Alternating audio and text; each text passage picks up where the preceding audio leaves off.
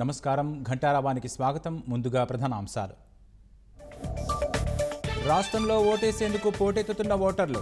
మధ్యాహ్నం 1 గంట వరకు 40.26% పోలింగ్.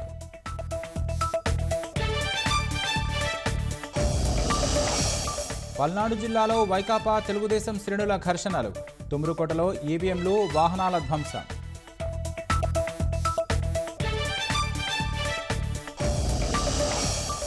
మాచర్లలోని లచ్చంబాయిలో రెచ్చిపోయిన వైకాపా మూకలు.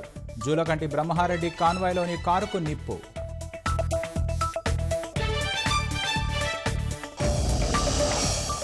బాపట్ల జిల్లా గవినివారిపాలెంలో ఉద్రిక్తత. తెలుగుదేశం కార్యకర్తలపై వైకాపా మూకల దాడులు.